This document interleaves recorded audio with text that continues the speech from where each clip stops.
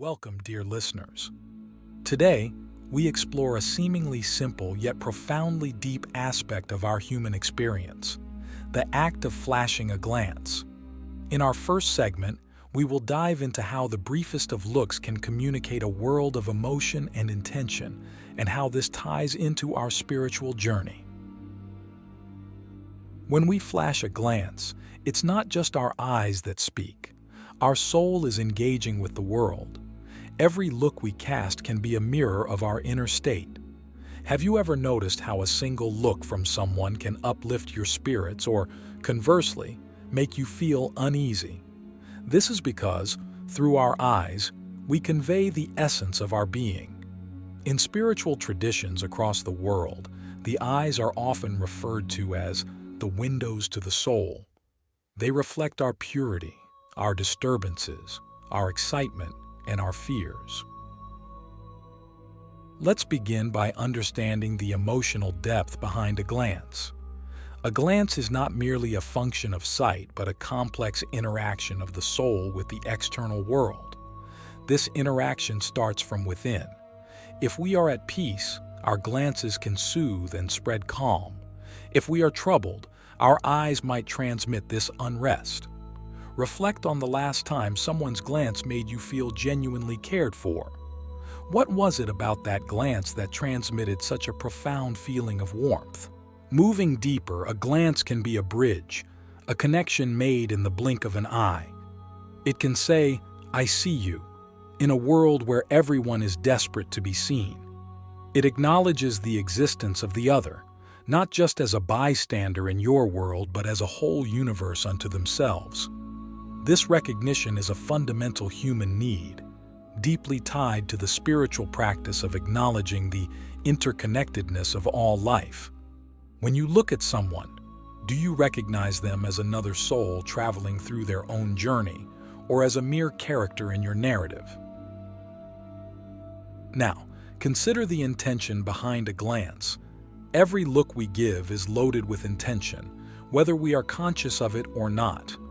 In mindfulness practices, we are encouraged to cultivate awareness of our intentions because they shape our thoughts, our actions, and ultimately, our destiny.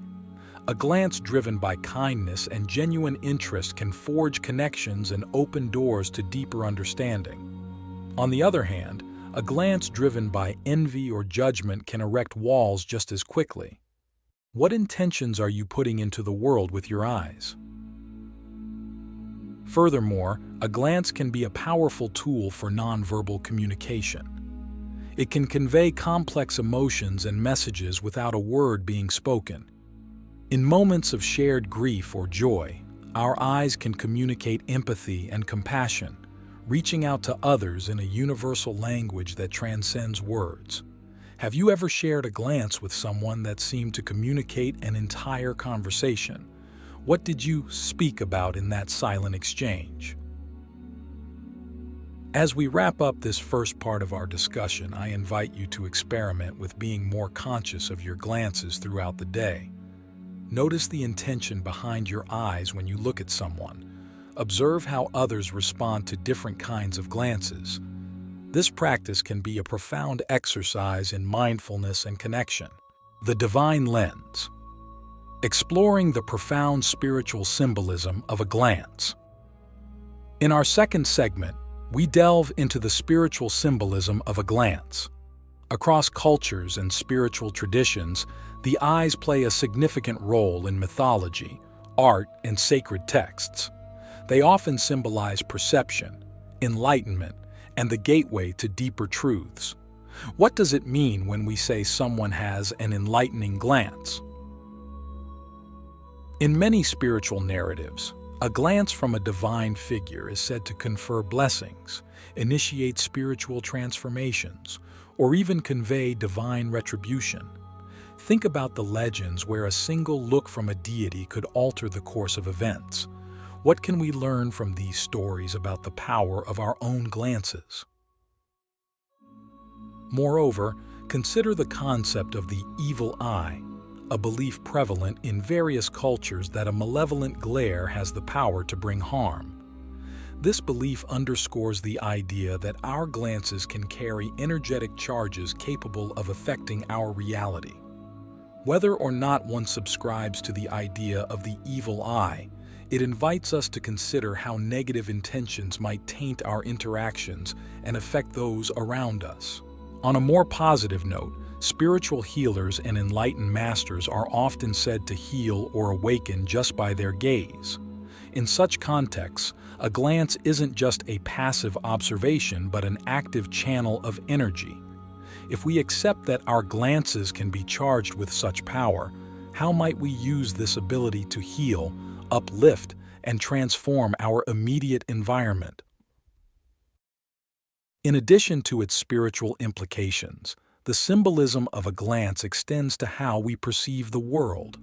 In meditation practices, for instance, softening the gaze is a technique used to reduce distractions and foster a state of expansive awareness.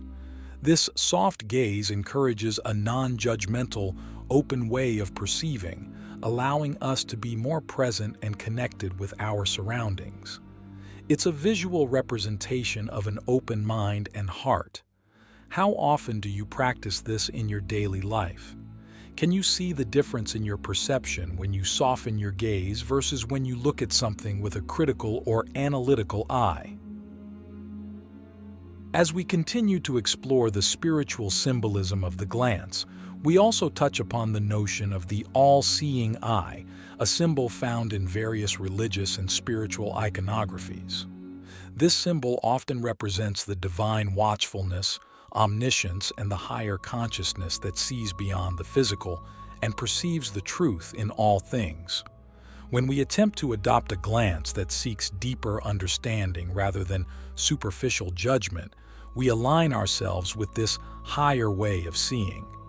Imagine how our interactions would change if we looked at each person and each situation with the intention to see beyond the surface. Let's also consider the spiritual practice of darshan in Hinduism, where devotees gain a blessing through the mere act of visually connecting with a sacred image or person. Here, the glance becomes a sacred act of receiving spiritual energy and blessing. This shows us that our gaze can be an act of receiving, not just projecting. Every time you look at something beautiful or sacred, do you allow yourself to be open and receptive, letting the beauty or sanctity fill you? Moreover, in the practice of mindfulness and in the teachings of many spiritual masters, the emphasis is often on observing without attachment, to watch our thoughts and the world around us without getting entangled. This practice of detached observation can begin with how we use our gaze. Can you watch the world unfold around you, observing without getting caught up in the drama, thus maintaining your peace and equanimity? As we conclude this second part, reflect on how your understanding of the spiritual implications of a glance can transform the way you interact with the world. Are you ready to harness the power of your gaze to not just see, but to truly connect and understand on a deeper level? Eyes as bridges, harnessing the power of the glance in personal and spiritual connections. In this third segment, we focus on the role of the glance in our personal and spiritual relationships. A glance can be the first step in forming a connection. It can also be a tool for maintaining and deepening existing relationships. In the realm of personal interactions, what we communicate through our eyes can often say more than words ever could. Consider the dynamics in close relationships. A loving glance from a parent, partner, or friend can be incredibly reassuring and comforting. It communicates love, acceptance, and understanding. Conversely, a harsh or dismissive glance can cause pain and create distance. How aware are you of the impact your glances have on your loved ones? Do you use your gaze as a tool to build up or inadvertently to break down? In terms of spiritual relationships, such as those between a mentor and disciple, the glance plays a crucial role. In many spiritual traditions, it is believed that a master can impart wisdom, initiate spiritual insights, or even transfer energy through their gaze. This concept, often referred to as Shaktipat in Eastern traditions, highlights the potential of non-verbal communication through the eyes to facilitate profound spiritual transformations. What could this mean in your own journey?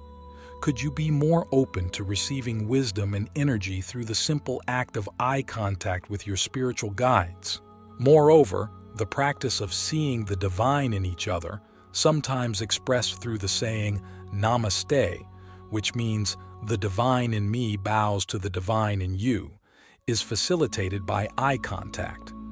This practice elevates a simple glance to a recognition of the sacredness within every individual. How often do you look at someone and consciously acknowledge the divine within them? How does this change the nature of your interaction? In addition to these considerations, there's also the aspect of vulnerability that comes with eye contact. To look someone in the eyes and allow them to look back at you requires courage and openness. It can be a deeply revealing, sometimes uncomfortable experience that invites authenticity and truth. In spiritual growth, where truth and authenticity are paramount, learning to maintain eye contact can be a practice in courage and honesty. How comfortable are you with maintaining eye contact, and what might your comfort level say about your openness and authenticity? As we conclude this third part, take some time to reflect on the role of glances in your relationships. How could you use your gaze more consciously to foster deeper connections and understanding? How might this change your approach to both new and old relationships?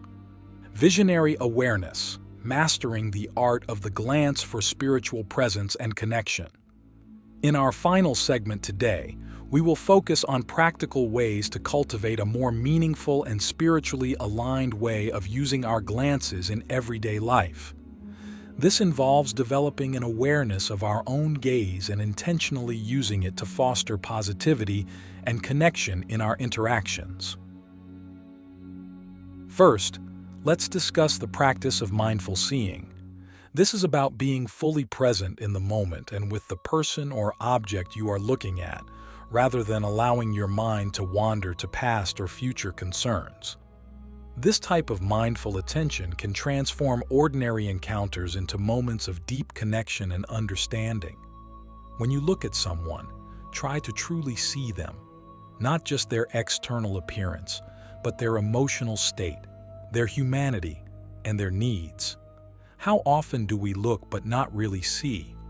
Could practicing mindful seeing change the depth of your relationships? Next, consider the impact of maintaining a soft and gentle gaze. In many spiritual practices, a soft gaze is used to express compassion and openness. By softening our gaze, we signal to others that we are approachable and receptive, which can make them feel more comfortable and supported. This doesn't mean staring blankly or suppressing your emotions. Rather, it's about relaxing your facial muscles and allowing your eyes to naturally express warmth and acceptance. Have you experimented with adjusting your gaze in this way? And if so, what changes have you noticed in how people respond to you? Another practical application is using eye contact to foster trust and reliability. In both personal and professional settings, consistent and appropriate eye contact can convey confidence, honesty, and respect. It tells the other person that you are fully engaged and value the interaction. However, cultural norms around eye contact can vary widely, so it's important to be mindful of different comfort levels and preferences. How could you adjust your eye contact in different settings to better align with these cultural nuances and individual comfort zones? We can also use our gaze as a tool for self-reflection and spiritual growth. By observing the reactions our glances elicit in others, we can learn a lot about our own emotional states and unconscious intentions. For instance, If you notice that your glances often seem to put people on edge, it might be worth exploring whether there are underlying feelings of anxiety or mistrust in yourself that need addressing. What does your typical way of looking at others reveal about your inner state? Lastly, let us explore the concept of gaze as a form of meditation. In various spiritual traditions, focusing on an object or image with steady, unwavering gaze is used as a method to calm the mind and attain higher states of consciousness. This practice, known as tritaka in the yogic tradition, involves gazing at a single point such as a candle flame until the eyes begin to tear, followed by closing the eyes and visualizing the object in the mind's eye. This meditative practice can improve concentration and mental clarity. Could integrating a form of gaze meditation into your daily routine help enhance your focus and spiritual awareness? As we conclude our series on the spiritual meanings of flashing a glance, I encourage you to take these insights and practical tips into your daily life. Experiment with being more intentional with your gaze. Notice how it affects your interactions, your feelings, and your connections with others.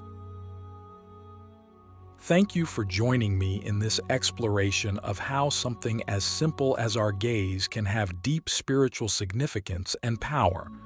I hope this journey has opened up new perspectives and inspired you to engage more deeply with the world around you through the window of your eyes.